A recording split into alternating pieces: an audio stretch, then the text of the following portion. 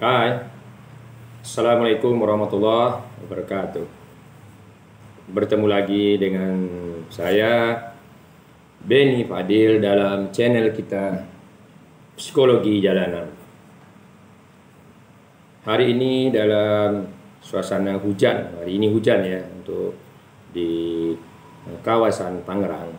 Ini hujan, jadi kita akan membahas bahasan yang sangat hot, yang begitu panas, yang mungkin kita lihat efeknya. Mampu tak tidak menggelegakkan darah kita? Mampu tak menggegarkan jantung kita? Mampu tak mengoyak-ngoyak hati nurani kita? Kita akan lihat ke depan. Dalam 20 menit ke depan kita akan bahas adalah psikologi orang tua. Psikologi orang tua dia akan unik, akan complicated. Dia akan terlalu banyak sisi, unsur atau saja pertimbangan-pertimbangan yang menjadikan sebagai masukan cara-cara kita menilai, cara-cara memahaminya nanti. Jadi kita akan skupnya hari ini adalah kita bahas psikologi orang tua dari sisi pengalaman dari perjalanan. Artinya akan banyak pengalaman-pengalaman yang berbeda, yang tentunya kita akan tetap acukan, selaraskan, kita fokuskan dari kriteria, dari bimbingan, dari sinyal-sinyal, arahan-arahan dari kitab suci. Dan sekali lagi kita kembali ke dasar materi bahwa mata, telinga, dan hati kita harus pakai tiga itu, 3 in 1, 3 dalam 1, untuk mengontrol, memaknai, menjiwai, dan mengandilalikan jiwa-jiwa kita yang ada. Nah sekarang kita lihat bagaimana sampel, contoh atau acting atau prakteknya ketika kita mencoba dalam satu tugas, satu kerja, yaitu menjiwai, mengarahkan, mengayomi, dan menuntun psikologi atau kejiwaan orang tua kita yang secara physically, secara zasad sudah melemah, yang diikuti oleh secara jiwa, kejiwaan sudah kurang terkontrol, sehingga kita mendengar yang aneh-aneh nantinya. Nah, bagaimana itu psikologi kita di sana? Ya, kita teruskan. Maka ketika kita akan mencoba menguak tabir misteri dari psikologi orang-orang tua kita ketika 65 ke atas, umur di atas 60, 70, 80, 90 atau 100, maka kita seperti diajarkan kita perlu yang namanya metode yang sama seperti metode ilmiah juga. Kita harus ada input, harus ada masukan, kita harus ada literatur. Namun kembali seperti semula kepada dasar kita bicarakan, semua itu tetap berkonsep kepada yang satu, yang dipastikan kita bisa mengontrol jiwa-jiwa. Konsepnya mana? Kembali lagi, konsep yang diturunkan oleh si pemilik jiwa, si pengontrol jiwa, si pencipta jiwa, dan juga si yang akan meminta pertanggungjawaban setiap jiwa-jiwa. Siapa dia? Itulah Tuhan. Mana acuannya? Mana ilmu psikologi yang dia turunkan? Itulah kitab suci. Mana kitab suci? Itulah Al-Quran. Ketika saya katakan kita adalah dalam Islam, agama lain tentu lain. Ketika dia Kristen, dia menggunakan Bible. Hindu apa, Buddha apa, tergantung mereka meyakininya. Sekarang kita lihat lanjut. Berbicara psikologi orang tua, kita harus melihat pertama sejarah. Jadi setiap kajian apa saja kita harus bicara antropologi. Ketika kita berbicara tentang kemajuan Islam, ekonomi Islam, psikologi Islam, keadaan umat Islam hari ini. Kita tak boleh melepaskan dari antropologi, kajian peradaban. Bagaimana dari sejarah 500 tahun yang lalu, 1000 tahun yang lalu, 2000 tahun yang lalu. Baru kita bisa memutuskan apa plan, apa penanganan yang tepat dari problem ini. Bagaimana kita menyelesaikan. Tuh. Jadi tidak boleh hanya dari satu scope, satu unsur. Kita harus dari seluruh unsur. Semua aspek kehidupan. Sains, teknologi, psikologi, tasawuf, apa saja semua masuk. Sosial, budaya, antropologi. Untuk dirangkum, ditelaah, diteliti, dikaji berulang-ulang. Dipraktekkan, diambil sampel, dipraktekkan, diambil hasilnya, dibuat dugaan-dugaan, dibuat hipotesa, dites sekali lagi, sampai berulang-ulang. Baru kita dapat mengambil satu kesimpulan. Oh, beginilah orang tua saya. Oh, beginilah ibu saya. Begitu. Sehingga kita mengatakan akhirnya orang tua saya begini. Finally, akhirnya my daddy, my father, my mother like that. Jadi kita tahu akhirnya bapak ibu kita seperti itu. Nah, sekarang kita kaji dalam waktu yang terbatas. Tidak cukup 20 menit. Kita coba, nanti kita akan sambung semula. 9 bulan kajian yang itu tadi.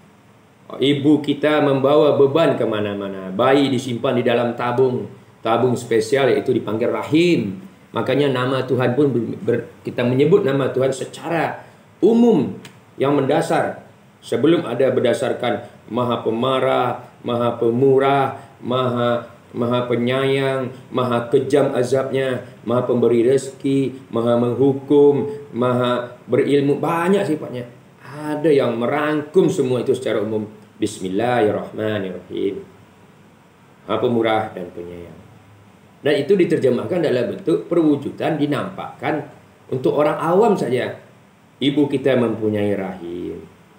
Jadi kalau ingin saya, Anda, kita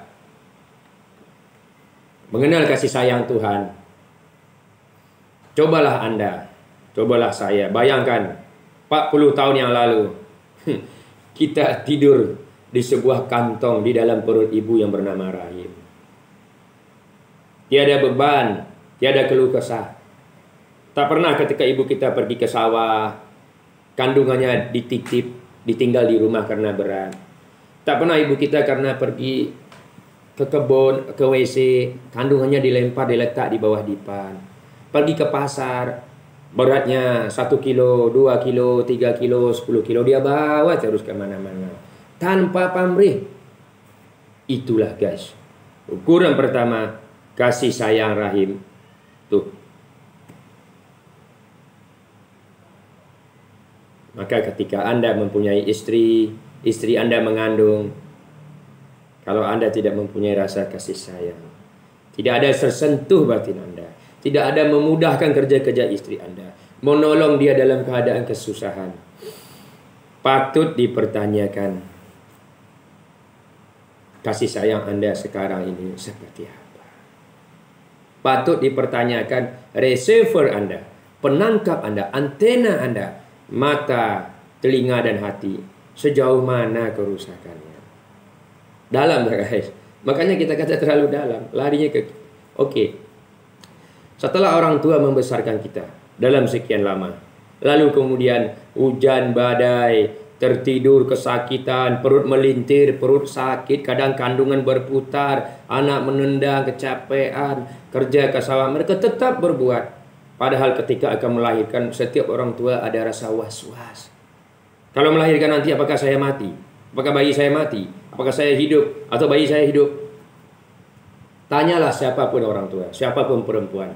Ketika masa-masa melahirkan, disitulah seorang perempuan sangat dekat dengan Tuhan. Percayalah. Apa dia berkata? Ya Allah, selamatkan bayi aku lahir. Selamatkan aku. Seandainya, berandai-andai, seandainya kau harus mengambil satu, jangan kau ambil nyawaku. Jangan kau ambil nyawa anakku. Ambillah nyawaku. biarlah aku mati, anakku selamat. Dan itu tidak pernah diucapkan, guys. Hanyalah rintihan dalam hati. Maka ketika hari-hari melahirkan, itulah hari-hari yang paling dekat antara seorang ibu dengan Tuhan. Dia berharap dari hati yang paling dalam, berharap, meminta dibalik kasihani, diselamatkan anaknya. Persoalannya kita, pernahkah kita tahu dan berpikir sebegitu besarnya kasih sayang orang tua sampai merayu mengemis kepada Tuhan? Don't you know? Do you feel? No. Maka kita hari ini pun terkadang ketika kita ada masa, ada tiba orang tua di hari tua, kadang kita bertolak-tolak, kadang kita beribut-ribut, terkadang menimbulkan sengketa. Hanya only untuk menjaga orang tua, guys. Kita lanjut. Setelah anaknya besar, orang tua mengajarkan, menyusukannya. Mana ada orang tua memberikan dalam menyusukannya, dengan kelaminnya yang koyak, begitu dijahit, dibelah kesakitan, merangkak tertatih-tatih dengan darah masih menetes. Dia kadang harus memasak lagi, kadang baru berapa bulan dia sudah harus bekerja. Dia tetap menyusukan. Siang malam menampung kesedihan, kepayahan, hujan, badai, menangis. Suaminya boleh tertidur, anak-anak yang lain boleh tidur, dia tak akan. Seburuk apapun orang tua, sekejam apapun orang tua, panggilan nuraninya, bisikan Tuhan menggerakkan hatinya. Mereka terus berbuat, guys. Sampai kemudian berjalan. Anak-anak diajar berjalan. Ayo belajar makan, minum, dibimbing, berbicara. Makan, akan, makan, minum, berjalan, pakai. Pada saat itu ketika baby umur lahir sampai 2 tahun atau 5 tahun, orang tua tak mempunyai privasi hidupnya. Dia tak punya kerahasiaan, dia tak punya keistimewaan, kekhususan hidupnya. Dan berapa banyak ketika suami-suami tidak mempunyai perasaan, punyai hati nurani, mempunyai telinga dan mata, receivernya rusak. Ketika anak kecil sampai 2 tahun, 4 tahun, disitulah banyak terjadi perselingkuhan. Disitulah banyak terjadi mereka mencari wanita lain. Kenapa? Karena seorang ibu sudah tidak mempedulikan suaminya. Kenapa? 99,99% hidupnya sampai 5 tahun itu habis, guys. Dia curahkan betul-betul untuk yang tersayang. Siapa? Who? That's you are. Kamulah orangnya, sayalah orangnya, kitalah orangnya. Pernahkah kita berpikir ketika ibu kita, ketika bapak kita hari tuanya mencoba, meminta, menuntut sehelai, sedikit, secebis kasih sayang. Pernahkah kita mencoba mereview, mengingat masa lalu kita? No, guys. No, guys. Anak kita, istri kita, kehidupan kita, job kita, mengcover, menghijab, menutupi semua itu, sehingga kita hanya melihat orang tua hanyalah sesosok tubuh yang tua dan letih di hari tua, yang dah mulai pikun, yang dah mulai menceracau, yang dah mulai tak normal, dan yang mulai secara fisik akan membawa beban untuk kita pikul. Oke, ini pembicaraan begini akan membawa perasaan. Kalau saya kuat, Anda kuat, no problem. Kadang kalau kita tak kuat, kita goyang. Kita berbicara begini, guys, air mata akan meleleh di pipi kita. Let's see. Mari kita buktikan. Dilanjut. Kemudian dari 5 tahun, orang tua bergerak terus, membesarkan, mendidik, berjalan, berbicara, makan, minum, mulai mengajarkan, guys. Dari 5 tahun sampai 19 tahun, dari SD sampai kuliah. Secara physically, makan, minum, pakaian disupply, disupport, dikirim oleh orang tua. Kita tak pernah tahu macam mana dia tersungkur di sawah, tersungkur di ladang, macam mana ibu kita pernah kesetrum listrik, macam mana bapak kita dipatuk ular, macam mana mereka terjatuh dari mobil, terjatuh dari motor.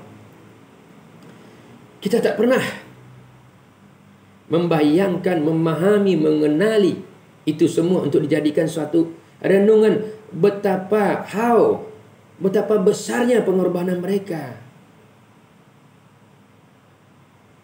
Itu secara fisikly, sehingga kita wujud gagah di hari ini. Itu mereka memberikan, mensupport makanan fisik. Kemudian kita asingkan, yang kemudian dia akan mensupport makanan jiwa.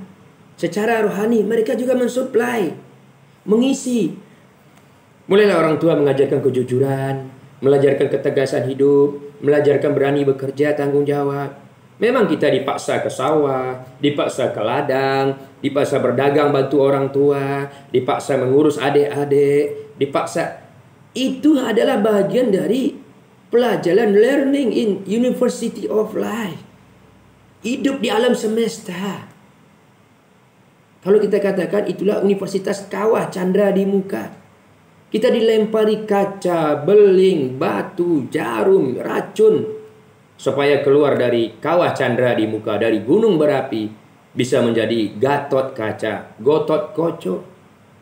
Supaya kita bisa terbang ke atas dunia, menundukkan dunia ini, mempunyai wawasan yang luas, tahan api, tahan air, tahan kebal, tahan racun, agar kita terlahir anak-anak yang tangguh, mampu hidup menjadi pemimpin dunia ini. Maka perlu digojlok, perlu digembleng, perlu dibagi ujian. Itulah dia. Ke sawah, ke ladang, mencangkul, bekerja, apa saja, membersihkan rumah. Maka jangan, ketika kita dewasa, pahami guys, itu bagian dari learning, pembelajaran. Awas, kalau kita tidak paham, kita akan menjadi dendam guys. Saya dulu orang tua saya keras, saya dulu disuruh ke warung, saya dulu bekerja keras. No guys, rasakan Anda yang sekarang. Anda bisa ada sekarang ini karena didikan itu guys. Anda boleh lihat anak-anak dididik dalam kemanjaan, dalam kecukupan, bagaimana mereka bertempur di hari tuanya. Oke. Jadi orang tua juga mensuplai makanan rohani dengan kejujuran, penjiwaan. Tetapi ya secukup yang ada guys, sesuai basic mereka, sesuai agama mereka, wawasan mereka. Tidak ada guys orang tua yang merampok, orang tua yang pembunuh dan pezina akan mendidik anaknya jadi pezina. No. Tidak ada yang perampok mendidik anaknya merampok. No. Tidak ada yang pejudi. No. Dan akhirnya kita membesar. Lepas 20 sudah mulai dewasa, kita mendapatkan makanan rohani dari lingkungan, dari perjalanan. Ketika mata telinga kita sudah bergerak sendiri, sudah mampu sendiri, sudah tidak lagi seperti gerobak, sudah tidak lagi seperti hewan yang lain, seperti kerbau, seperti kuda. Akhir bergerak, akhirnya dewasa sendiri. Dan orang tua pun menua guys. 20, 25, 40, 45, 46, 47, 50, 60. Tibalah hari tua 60, 70, 80. Akhirnya mereka menjadi kakek dan nenek. Tiba-tiba di hari tua mereka datang kepada kita guys. Dia dah tua, datang minta ditemani, minta disuapkan nasi, minta dibelikan buah. How? Bagaimana guys? Bagaimana dalam perang Allah? Maka dimulailah ini perang semesta. Inilah perang dunia yang lagi dahsyat guys. Ketika Anda harus memerangi, bagaimana Anda menghadapi istri Anda, suami Anda, anak Anda, mertua Anda, ketika Anda juga dihadapkan oleh orang tua yang datang di hari tua. Memohon dan meminta secebis kasih sayang. Memohon dan meminta sedikit harapan di hari tua. Sedikit elusan tangan, belayan guys. Sedikit garukan-garukan di pundak. Garukan-garukan di punggung. Sedikit elusan-elusan di pipi guys. Sedikit suapan nasi. Apakah Anda akan menggunakan logika untung dan rugi? Bagaimana keluarga saya, bagaimana waktu saya, bagaimana pekerjaan saya? Apakah Anda akan mulai perang secara Intelligent question. Apakah emosi Anda, emotional quotient Anda akan mulai berperang. Kalau saya begini, macam mana suami saya? Kalau saya terlalu mengurus orang tua, bagaimana istri saya? Ataukah Anda akan mengikuti peperangan spiritual question? Here I am. Inilah saya. Inilah orang yang melahirkan saya. Inilah orang tua wakil Tuhan. Kita tidak perlu sujud menyembah orang tua. Bersyukur hanya kepada Tuhan. Tapi berbuat baik. Inilah orang yang melahirkan saya. Inilah Bapak. Inilah Bapak. Inilah Daddy yang membimbing saya kemana-mana. Terlepas mereka pernah memukul saya, menampar saya.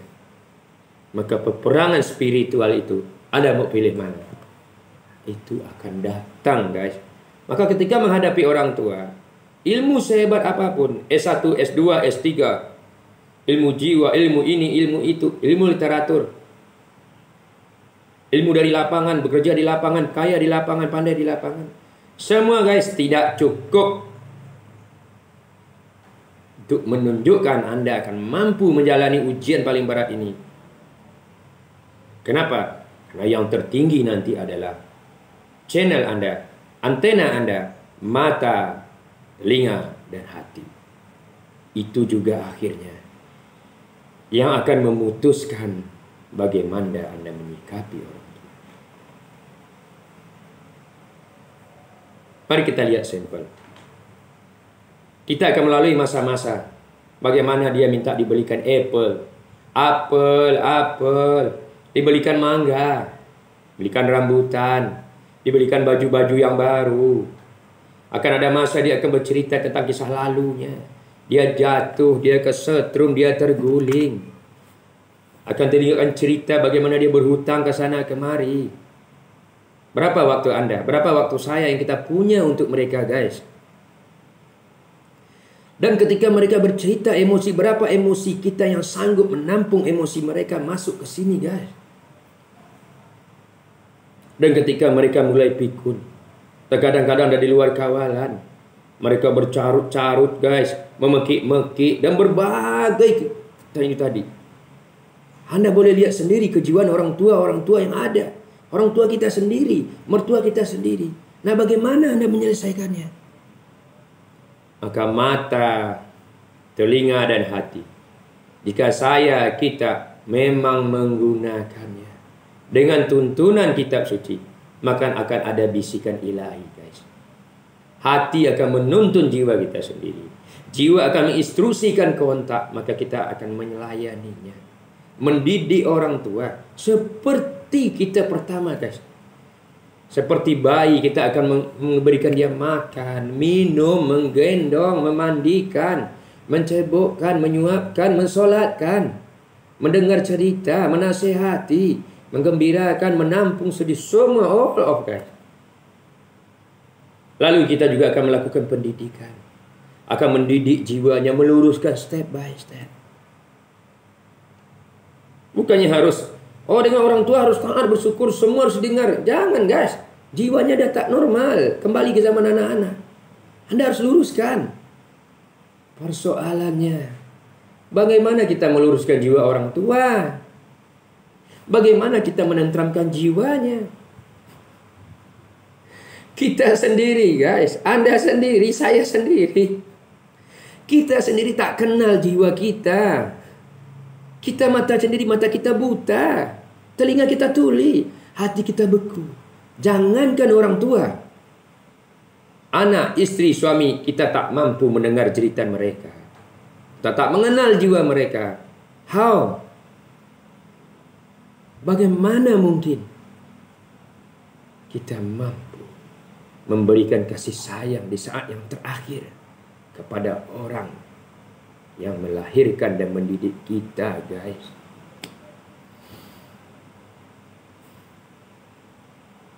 Makanya wajar Baginda menyampaikan ketika Baginda dalam tuntunan kita, Baginda mengaminkan doa-doa Jibril. Salah satunya, guys, celakalah anak-anak Apabila datang orang tua di hari tuanya, ke dalam hidup mereka, tapi kedatangan orang tua itu tidak mampu merubah juga anaknya, tidak mampu menghantarkan anaknya menuju sebuah jalan menuju surga.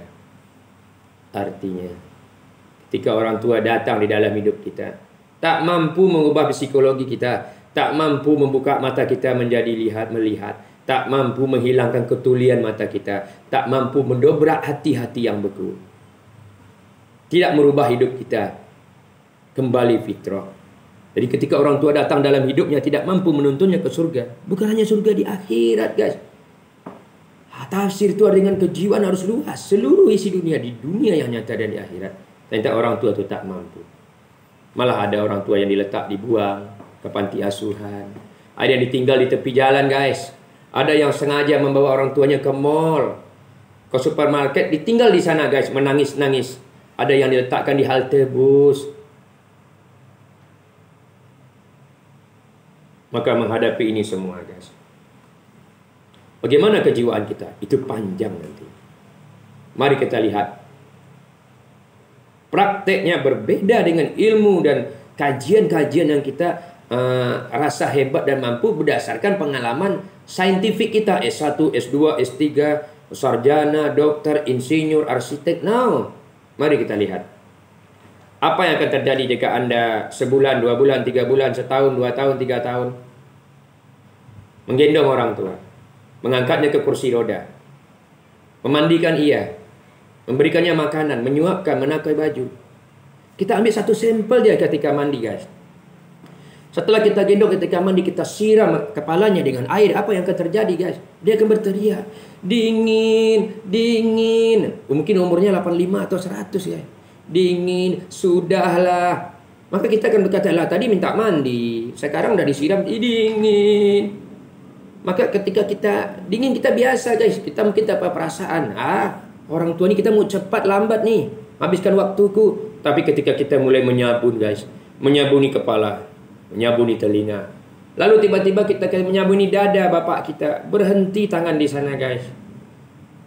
Tanpa sadar air mata keluar, guys. Dan tangan kita gemetaran menyabu mereka, guys. Kita yang selama ini 40 tahun, guys, menghilang. Baru kita tersadar, kenapa kulitnya sudah lembek? Kemana daging-daging bapakku? Allahu Akbar. Susah, guys. Saat itu kita akan berbicara, oh God, apa yang dah saya lakukan? Kemana saya selama ini? Kenapa saya baru tahu daging-daging ini sudah mau lepas? Tulang ini sudah keriput, dah mau rontok. Maka ketika kita menyabun orang tua berbicara dingin, dingin, kita tak peduli. Air mata mengeleleh, guys. Bahkan terisak pun tak mampu, guys. Kita sabun sampai ke kaki. Kalau boleh, guys, di kamar mandi kita akan sujud di dinding itu kepada Allah. Ya Allah, ya Tuhan. Oh my God. Aku memandikannya seperti memandikan bayiku, anakku, ya Tuhan. Kemana aku selama ini? Aku mengembara ke hujung dunia.